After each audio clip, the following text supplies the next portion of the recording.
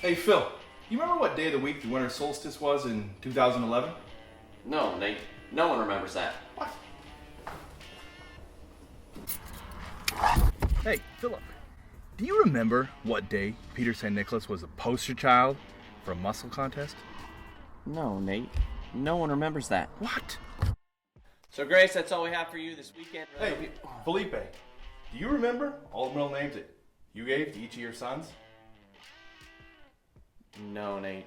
No one remembers that. What? Yeah, sure, Kathy. I'll just grab it out of the draw-through room. It's in here, you said? Yeah. Yeah. Hey, Coach Phil, remember that time we scheduled the Turkey Bowl and you got out of it by faking an injury because you didn't want to face Leo DeFresne twice? No, Nate. No one remembers that. What?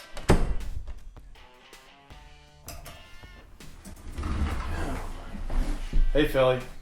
Did you remember Seriously, that? Nate? No one remembers your stupid fun facts, okay? Leave me alone. That it was your wife's birthday yesterday? Oh boy.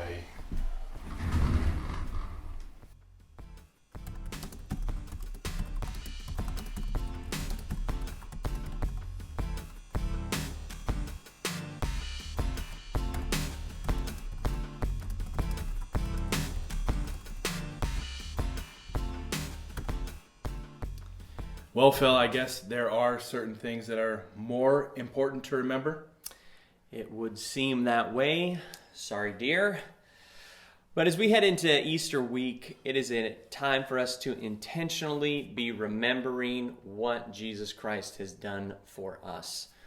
We are not going to be able to join together as a family on Easter, which is very disappointing, but we have some creative ideas for you all in your homes and with your families and your loved ones to set aside time and take time to creatively remember what Christ has done for you. Just the first thing, at the very least, is read the crucifixion and resurrection accounts.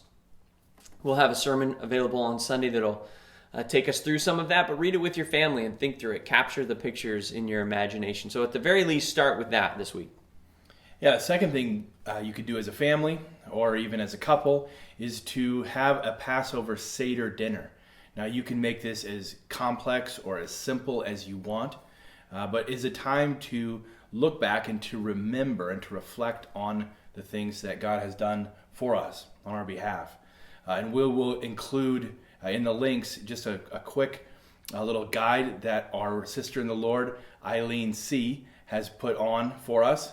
And she provided that as a great link. So go ahead and click on that, and it'll just guide you through the process of a Seder dinner. And you can make it, again, as complex or as simple as you want. Yeah, very cool.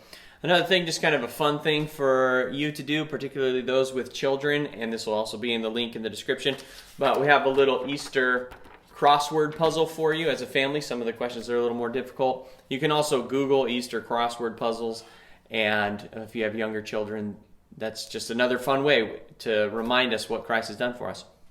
And the last thing, on that Good Friday, why don't you, in the evening, just set apart some time and go ahead and do a communion service as a family. So think back and remember what Christ has done on our behalf and have this communion service, just a special time with your family.